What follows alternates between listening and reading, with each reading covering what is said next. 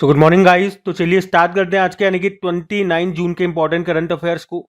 तो इस प्रश्न में आपसे पूछ रहे हैं अभी हाल ही में किसे नया रॉ प्रमुख बनाया गया है। तो आंसर होगा पराग जैन को। तो पहलगाम आतंकी हमले के बाद ऑपरेशन सिंदूर में अहम भूमिका निभाने वाले वरिष्ठ आईपीएस अधिकारी पराग जैन को अभी रॉ का नया प्रमुख बनाया गया है। अच्छा, वे किनका स्थान लेंगे? रवि सिन्हा का, जो अभी 30 जून को रिटायर हो रहे हैं। तो ये नाम इंपॉर्टेंट रहेगा, पराग जैन। रॉ की बात करें, रिसर्च एंड एनालिसिस विंग, स्थापना होती है 1968 में, मुख्यालय नई दिल्ली में है। मोटो होता है धर्मो रक्षति रक्षिता। और अब नए चीफ होंगे पराग जैन। तो नाम इंपॉर्टेंट रहेगा। कुछ और इंपॉर्टेंट अपॉइंटमेंट्स मैं आपको इसी तरह से रिवाइज करवाता हूं, जैसे कि अभी 23वें विधि आयोग के अध्यक्ष बने थे Dinesh Maheshwari. ICAR Indian council of agricultural research के महानिदेशक बने थे मांगीलाल जाट। राजस्व सचिव रेवेन्यू सेक्रेटरी बने थे Arvind Srivastava. Asian infrastructure investment bank के अभी उपाध्यक्ष अजय भूषण पांडे बने थे। और इसके नए प्रेसिडेंट कौन बन गए ये हमने कल ही पढ़ा था। चाइना की वो व्यक्ति हैं, बताइए उनका नाम क्या है, महिला है। गवर्नमेंट ई मार्केट प्लेस के CEO बने अजय भादु। नए वित्त सचिव अजय सेठ। यूपीएससी के नए अध्यक्ष अजय कुमार। और एयर इंडिया एक्सप्रेस के नए चेयरमैन निपुण अग्रवाल। विश्व बैडमिंटन महासंघ के अध्यक्ष खुनयिंग पटामा थाईलैंड से हैं, इस पद पर आने वाली दूसरी महिला अध्यक्ष। राष्ट्रीय सुरक्षा सलाहकार बोर्ड के प्रमुख आलोक जोशी। भारतीय वायुसेना के नए उप प्रमुख नर्मदेश्वर तिवारी। एक्सियोम स्पेस के CEO तेजपाल भाटिया। और भारतीय नौसेना की पहली महिला flying instructor Divya Sharma. India semiconductor mission के CEO अमितेश कुमार सिन्हा। प्राक्कलन समय एस्टीमेट कमेटी के अध्यक्ष संजय जायसवाल। राष्ट्रीय फिल्म विकास निगम के प्रबंध निदेशक बने थे प्रकाश मगदुम। ठीक है, तो 16 अपॉइंटमेंट्स मैंने आपको रिवाइज कराया, ध्यान में रखना। अगला प्रश्न देखते हैं। फिर अगले में पूछ रहे हैं अभी हाल ही में भारत का पहला AI संचालित स्मार्ट ट्रैफिक सिस्टम ये कहां पर लॉन्च किया गया? तो आंसर होगा दिल्ली में। तो अभी भारत ने दिल्ली के द्वारका एक्सप्रेस वे पर अपनी पहली एडवांस ट्रैफिक मैनेजमेंट सिस्टम का अभी लॉन्च किया है, अनावरण किया है। तो ये Dwarka express way national highway 48 पर है, याद रखना, नेशनल हाईवे 48। इससे पहले नेशनल हाईवे 8 के नाम से जानते थे। और इसी पर एक 28 किलोमीटर का हिस्सा है, एक एरिया है, उसी पे ये ATMS प्रोजेक्ट शुरू हुआ है, यानी कि एडवांस ट्रैफिक मैनेजमेंट सिस्टम ये शुरू किया गया। और इस तरह से ये भारत का पहला AI संचालित एक्सप्रेसवे होने वाला है, जिसका उद्देश्य है लोगों के ट्रैफिक रूल नियमों के उल्लंघन को रोकना। जैसे कि वो सीट बेल्ट नहीं लगाते, ओवर स्पीडिंग करते हैं, ओवरलोडिंग करते हैं, तो अगर वो ट्रैफिक के रूल्स का उल्लंघन करेंगे तो ई चालान उनका बना दिया जाएगा। यहाँ पे पूरी तरह से ई चालान की व्यवस्था रखी गई है, हाईटेक हाई डेफिनेशन वाले कैमरे लगाए गए हैं। तो इस तरह से ये भला AI संचालित AI ऑपरेटेड होगा स्मार्ट ट्रैफिक सिस्टम। कहां पर? दिल्ली में, याद रखना, द्वारका एक्सप्रेसवे पे। अब AI वाला प्रश्न है, आर्टिफिशियल इंटेलिजेंस। तो AI से संबंधित बनने वाले जितने भी इस साल इंपॉर्टेंट प्रश्न बने वो सारे मैं आपको रिवाइज कराता हूं, ध्यान से सुनना। एक तो सबसे पहले ये याद रखो, AI के गॉडफादर कहा जाता है जेफरी हिंटन को। AICTE ने 2025 को ईयर ऑफ आर्टिफिशियल इंटेलिजेंस घोषित किया। भारत की पहली AI यूनिवर्सिटी बनेगी महाराष्ट्र में। AI जनरेटेड बाल शोषण सामग्री को अपराध घोषित करने वाला पहला देश UK है। 2025 में AI समिट हुआ पेरिस में, अभी तीसरा एडिशन था जिसको हुए। AI मॉडल मैग्मा को लॉन्च किया माइक्रोसॉफ्ट ने। इलेक्ट्रॉनिक्स एंड IT मिनिस्ट्री ने इंडिया AI कंप्यूट पोर्टल और डाटा सेट प्लेटफॉर्म AI कोष को लॉन्च किया। इंडिया AI मिशन मार्च 2024 में लॉन्च किया गया था। बजट रखा है 10,371.92 करोड़ रुपए अगले 5 सालों के लिए।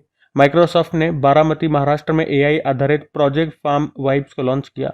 AI क्लाउड वायु इसको लॉन्च किया टाटा कम्युनिकेशन ने। हरियाणा ने नागरिक सेवाओं के लिए AI चैटबॉट सारथी लॉन्च किया।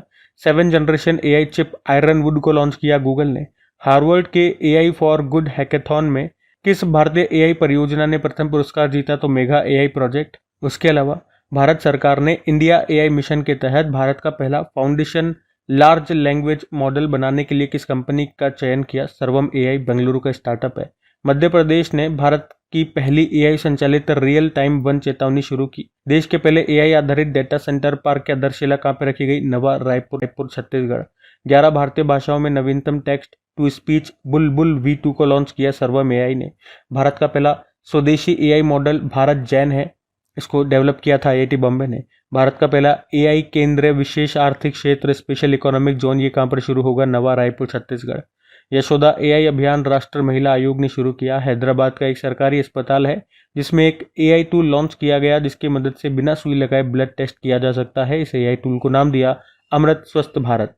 एआई डीप फेक के विरुद्ध टेक इट डाउन एक्ट ये पारित किया अभी अमेरिका ने। तो एआई से बनने वाले इस साल के सभी इंपॉर्टेंट प्रश्न मैंने आपको रिवाइज करा दिए, ध्यान में रखना। अगला प्रश्न देखते हैं। फिर अगले में पूछ रहे हैं अभी हाल ही में राष्ट्रीय सांख्यिकी दिवस नेशनल स्टैटिस्टिक डे ये कब मनाया गया? तो आंसर होगा 29 जून को। तो हर साल 29 जून को नेशनल स्टैटिस्टिक डे के रूप में हम मनाते हैं। प्रोफेसर पीसी महालनोबिस, प्रशांत चंद्र महालनोबिस की जयंती होती है इस दिन। पहली बार इस दिन को 2007 में मनाया गया था। लेकिन एक विश्व सांख्यिकी दिवस भी होता है, वो 20 अक्टूबर को होता है, याद रखना है। यहाँ पे हम नेशनल स्टैटिस्टिक डे की बात कर रहे हैं, राष्ट्रीय सांख्यिकी दिवस जो भारत में मनाते हैं। इस बार ये हम 19वां राष्ट्रीय सांख्यिकी दिवस मना रहे हैं। थीम है 75 years of national sample survey. PC Mahalanobis की जयंती को मनाते हैं, उनके बारे में कुछ इंपॉर्टेंट पॉइंट्स देख लेते हैं। जैसे उनका जन्म हुआ था कोलकाता में और उन्होंने ही कोलकाता में राष्ट्रीय सांख्यिकी संस्थान की स्थापना की थी। उन्होंने ही सेंट्रल स्टैटिस्टिकल ऑर्गेनाइजेशन की भी स्थापना की थी। और भारत की जो दूसरी पंचवर्षीय योजना है जिसका कार्यकाल था 1956 से 61 तक, वो पीसी महालनोबिस के मॉडल पर ही आधारित है। उन्हें पद्म विभूषण मिल चुका है 1968 में। उन्हें भारतीय सांख्यिकी का जनक भी कहा जाता है। तो ये सारे पॉइंट तो पीसी महालनोबिस से संबंधित हैं, ध्यान में रखना। हमारा दिवस वाला प्रश्न था तो वो दिवस याद रखना, थीम याद रखना। चलो इंपॉर्टेंट डेज जो भी अभी तक जून के रहे वो एक बार फिर से मैं आपको रिवाइज करा देता हूँ। तो देखो, 1 जून को वर्ल्ड मिल्क डे था, 1 जून को ग्लोबल डे ऑफ पेरेंट्स, 3 जून को वर्ल्ड बाइसिकल डे, 5 जून को वर्ल्ड एनवायरनमेंट डे, 7 जून को वर्ल्ड फूड सेफ्टी डे, 8 जून को वर्ल्ड ओशियन डे, 8 जून को वर्ल्ड ब्रेन ट्यूमर डे, 9 जून को इंटरनेशनल आर्चिव्स डे, 9 जून को वर्ल्ड एक्रेडिटेशन डे, 10 जून को सभ्यताओं के बीच संवाद के लिए पहला अंतर्राष्ट्रीय दिवस, 11 जून अंतर्राष्ट्रीय खेल दिवस, 12 जून विश्व बाल श्रम निषेध दिवस, 13 जून को इंटरनेशनल एल्बिनिज्म अवेयरनेस डे, 14 जून को विश्व रक्तदाता दिवस, 15 जून को world Elder abuse awareness day, 15 जून को ग्लोबल विंड डे, 17 जून को विश्व मरुस्थलीकरण एवं सूखा रोकथाम दिवस, 17 जून को विश्व मगरमच्छ दिवस, 19 जून को विश्व सिकल सेल दिवस, 20 जून को विश्व शरणार्थी दिवस, 21 जून को योगा दिवस, 22 जून को विश्व वर्षावन दिवस और 23 जून को संयुक्त राष्ट्र लोक सेवा दिवस, 23 जून को इंटरनेशनल ओलंपिक डे, 24 जून को कूटनीति में महिलाओं का अंतर्राष्ट्रीय दिवस, 25 जून को पहली बार संविधान हत्या दिवस के रूप में मनाया गया और 27 जून को अभी एमएसएमई डे हमने मनाया। तो ये जून के सारे इंपॉर्टेंट दिवस हैं, ध्यान में रखना। अगला प्रश्न देखते हैं।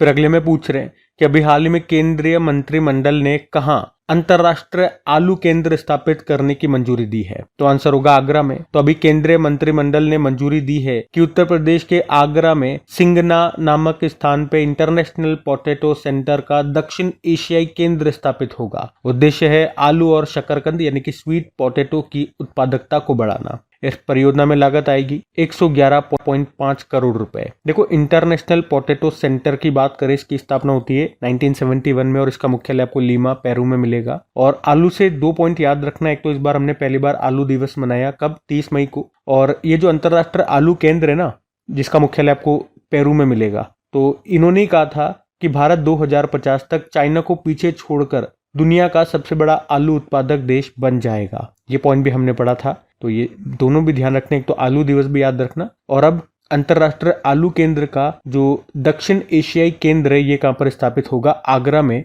ये पॉइंट याद रखना, ठीक है। अगले प्रश्न की ओर बढ़ते हैं। फिर अगले में पूछ रहे हैं हाल ही में पहला हॉकी इंडिया मास्टर्स कप ये कहां पर आयोजित किया गया था? तो आंसर होगा चेन्नई में। तो हॉकी इंडिया मास्टर्स कप 2025 की हम बात कर रहे हैं। अब इसका पहला एडिशन हुआ 18 से लेकर 27 जून तक हुआ था। कहां पे? चेन्नई, तमिलनाडु में जो मेजर राधाकृष्णन हॉकी स्टेडियम है वहां पे। और इस मास्टर्स कप में क्या होता है ये मैं आपको पहले भी बता चुका हूँ। ये प्रश्न जब हमने इसको पढ़ा था ये कहां पर होगा, लेकिन अभी इसका फाइनल हो चुका है। तो विनर्स के बारे में हम बात करेंगे, लेकिन ये याद रख लो इसमें जो सीनियर खिलाड़ी होते हैं वो हिस्सा लेते हैं, जो रिटायर्ड हो चुके हैं, जो सीनियर खिलाड़ी हैं वो। तो पुरुष कैटेगरी में, पुरुष वर्ग में 40 वर्ष से अधिक आयु के जो खिलाड़ी हैं वो हिस्सा ले रहे हैं। महिला वर्ग में 35 वर्ष आयु से अधिक के जो खिलाड़ी हैं, प्लेयर्स हैं, वो इसमें हिस्सा ले रही थी। तो पुरुष वर्ग का जो खिताब है वो तमिलनाडु की टीम ने जीता, महाराष्ट्र को हरा करके। उसी तरह से महिला जो वर्ग का खिताब है वो उड़ीसा टीम ने जीता, पंजाब टीम को हरा करके। ये याद रखना। मेंस कैटेगरी में तमिलनाडु विजेता रहा, महिला कैटेगरी सा विजेता रहा। अब हॉकी से संबंधित 2025 में जो भी इंपॉर्टेंट प्रश्न पूछे गए वो मैं आपको रिवाइज कराऊंगा। सबसे पहले तो याद रखना, अभी हॉकी इंडिया लीग 2024-25 जो हुआ था उसकी अगर बात करें तो मेंस कैटेगरी का हुआ था राउरकेला उड़ीसा में, उसको सारची रार बंगाल टाइगर ने जीता हैदराबाद तूफान को हरा करके। और वुमेन्स कैटेगरी का हुआ था रांची झारखंड में, उसका उड़ीसा वॉरियर ने जीता, सुरमा हॉकी क्लब को हराया था। और अभी 7th हॉकी इंडिया अवार्ड्स की जो घोषणा हुई थी उसमें best player of the year main पुरुषों में चुना गया था हरमनप्रीत सिंह को और महिलाओं में चुना गया था सविता पुनिया को। और जो best player of the year चुने जाते हैं उन्हें कौन सी अवार्ड दिया जाता है? बलबीर सिंह सीनियर अवार्ड दिया जाता है। 15वां हॉकी इंडिया सीनियर महिला राष्ट्रीय चैंपियनशिप अभी जो हुआ था पंचकुला हरियाणा में, झारखंड ने जीता हरियाणा को हरा करके। ये महिला वाला हो गया। इसी तरह से पुरुषों वाला हुआ था जो 15वां hockey India senior men's national championship, ये उत्तर प्रदेश के झांसी में हुआ था। इसको पंजाब ने जीता था मध्य प्रदेश को हरा करके। उसके अलावा अभी जो इसी साल FIH जूनियर पुरुष हॉकी वर्ल्ड कप होगा 14वां एडिशन, ये भारत में होगा तमिलनाडु में। और 12वां मेंस एशिया हॉकी कप 2025 ये भी भारत में होगा राजगीर बिहार में। 2026 में जो FIH मतलब होता है इंटरनेशनल हॉकी फेडरेशन, तो FIH men's hockey world cup ये बेल्जियम और नीदरलैंड में होगा। उसके अलावा वंदना कटारिया, ये हमारी हॉकी प्लेयर थी, संन्यास ले लिया। 11वां जो महिला एशिया हॉकी कप टूर्नामेंट है ये हांगझोउ चाइना में होगा। और IIHF वुमेन्स एशिया कप 2025 जो अभी UAE में हुआ था उसमें पहले स्थान पे रहा फिलीपींस, भारत तीसरे स्थान पे रहा, यानी कि ब्रॉन्ज जीता भारत ने। और हॉकी इंडिया मास्टर्स कप 2025 अभी पहला एडिशन हो चुका है, ये आज हमने पढ़ लिया, चेन्नई तमिलनाडु में। और विजेता हमने देख लिए हैं। मेंस कैटेगरी में तो तमिलनाडु विजेता रहा, महिला कैटेगरी में उड़ीसा विजेता रहा। और ललित उपाध्याय ये भी हमारे हॉकी प्लेयर थे, इन्होंने भी रिटायरमेंट ले लिया है। बाकी हॉकी के कुछ फैक्ट्स देखते हैं, जैसे कि इंटरनेशनल हॉकी फेडरेशन स्थापना होती है 1924 में, हेडक्वार्टर लुज़ेन स्विट्जरलैंड में है, हेड है मोहम्मद तैयब इकराम। और 1928 में भारत इसका सदस्य बनने वाला पहला एशियाई देश बना था। हॉकी इंडिया की स्थापना होती है 2009 में, हेडक्वार्टर नई दिल्ली में है, अध्यक्ष दिलीप तिर्की।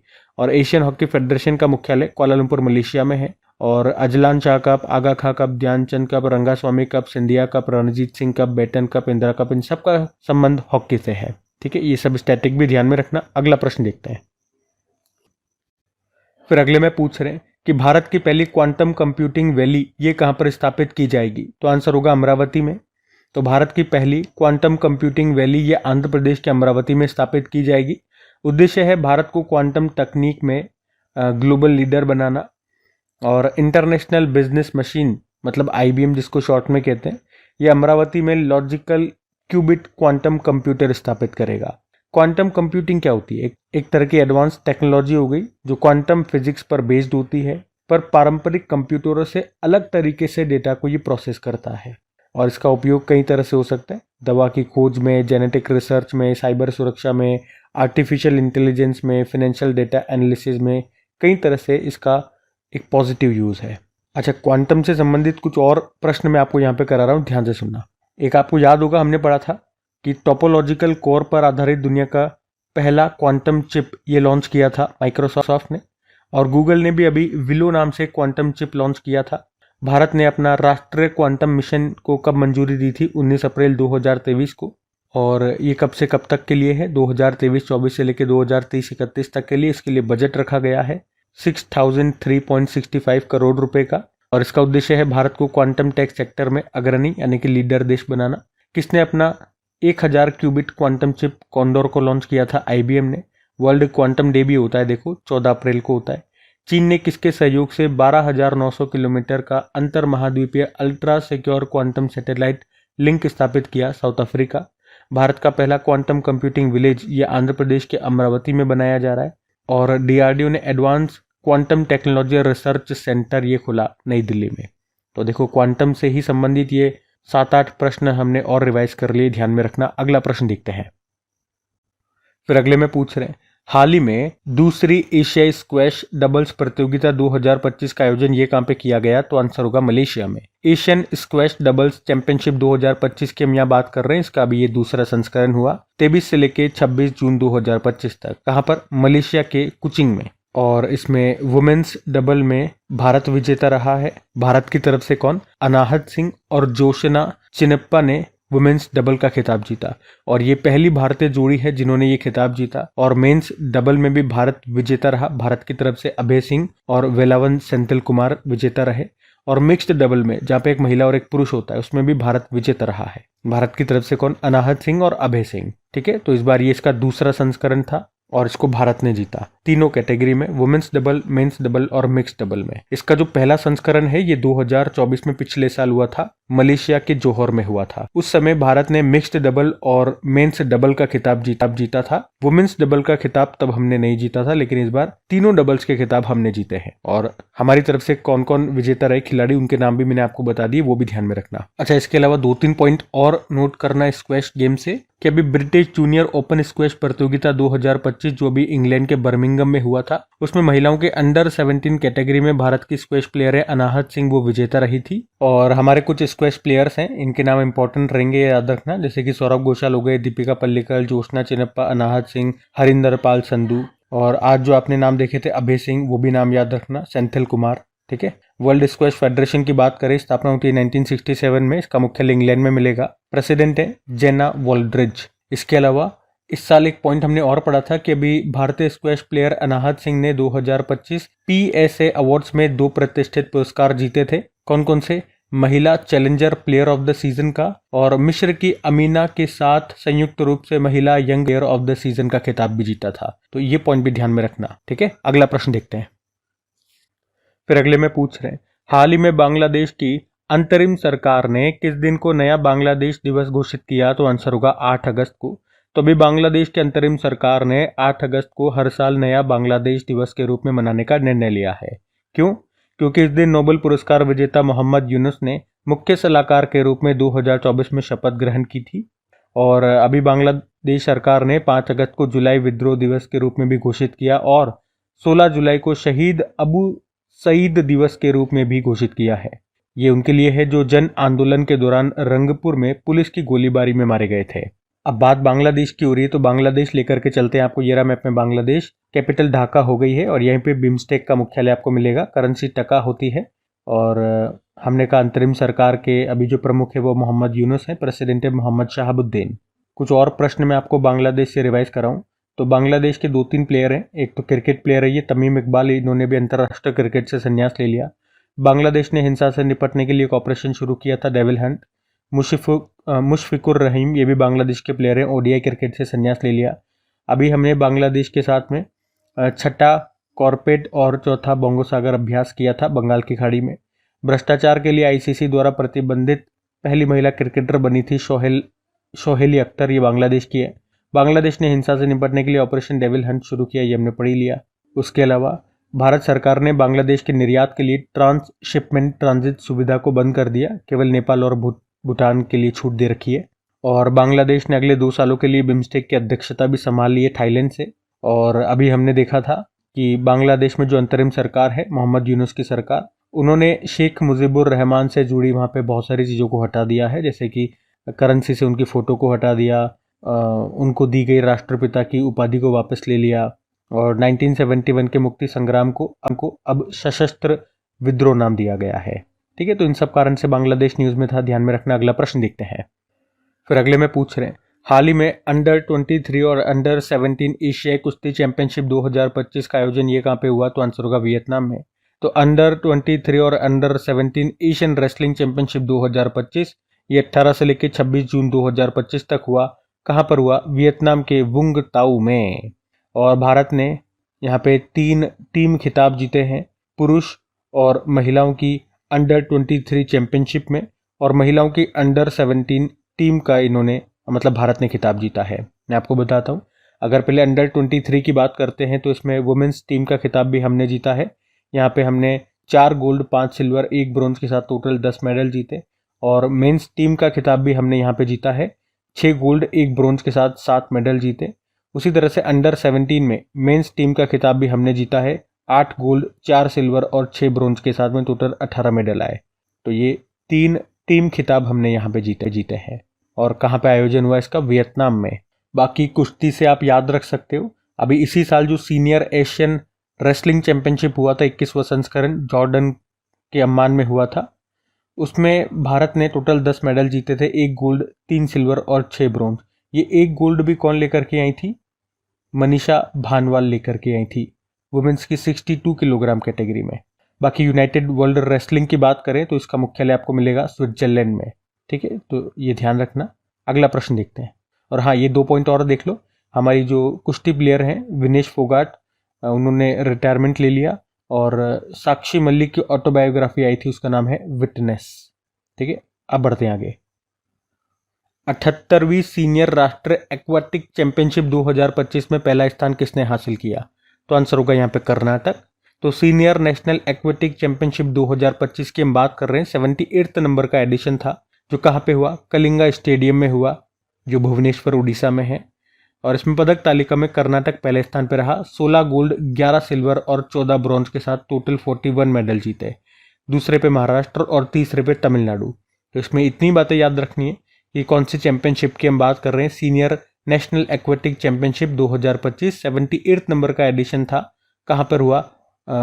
भुवनेश्वर के कलिंगा स्टेडियम में हुआ और टॉप पे कर्नाटक रहा। ठीक है, इतना ही याद रखो। बाकी ये थी आज की हमारी करंट अफेयर्स की क्लास। कमेंट करके ज़रूर बताइएगा सेशन कैसा लगा, अच्छा लगा तो दोस्तों के साथ में स्टडी ग्रुप में शेयर ज़रूर कीजिएगा। वीडियो को अभी तक आपने लाइक नहीं किया तो लाइक ज़रूर करना। और डेली इनकी क्विज बना करके अपलोड की जाती है आपकी क्रिक एग्जाम एप्लीकेशन पे, तो जा करके प्रैक्टिस करते रहिए ताकि इन चीज़ों का रिवीजन आपका बना रहे। टेस्ट लगाते रहिए। और पीडीएफ आपको डेली मिली जाती है। कहाँ पे? अपने टेलीग्राम पे। तो टेलीग्राम और एप्लीकेशन दोनों का लिंक डिस्क्रिप्शन बॉक्स में गिवन है। एप्लीकेशन को डायरेक्ट आप गूगल प्ले स्टोर से भी इंस्टॉल कर सकते हो। बाकी चलो भी कल के करंट अफेयर्स का हम क्विक रिवीजन कर लेते हैं और सेशन एंड कर लेते हैं। तो कल पहला प्रश्न आपसे पूछा था कि भारत की पहली समुद्री केंद्रित गैर बैंकिंग वित्तीय कंपनी ये कौन सी है? तो आंसर होगा सागरमाला वित्त निगम लिमिटेड। फिर पूछा शिखर धवन ने अपनी आत्मकथा लॉन्च की है, उसका नाम क्या है? The one. Asian infrastructure investment bank का नया अध्यक्ष बनाया गया जू जियाई को। एमएसएमई डे मनाया 27 जून को। बोनालू उत्सव मनाया गया तेलंगाना में। कौन सा शहर 23वें विश्व पुलिस और फायर गेम्स 2029 की मेजबानी करेगा? तो आंसर हो जाएगा अहमदाबाद। और एक बुक आई है हिस्ट्री दैट इंडिया इग्नोर्ड, इसको लिखा है प्रेम प्रकाश ने। इंडियन कंजर्वेशन कॉन्फ्रेंस 2025 का आयोजन ये कहाँ पे किया गया? देहरादून में। कटारागामा एसाला महोत्सव 2025 कहाँ पर मनाया गया? श्रीलंका। किस राज्य के सलखन जीवाश्म पार्क को यूनेस्को की अस्थायी सूची में शामिल किया गया? तो आंसर होगा उत्तर प्रदेश। तो चलो कल का भी होमवर्क प्रश्न देखते और सेशन एंड करते हैं। तो कल आपसे पूछा था किस राज्य की उधवा झील को रामसर सूची में शामिल किया गया? तो ये झारखंड की है उधवा झील, याद रखना। आप सभी ने प्रश्न का बिल्कुल सही उत्तर दिया। अब ये आज का आपका होमवर्क प्रश्न।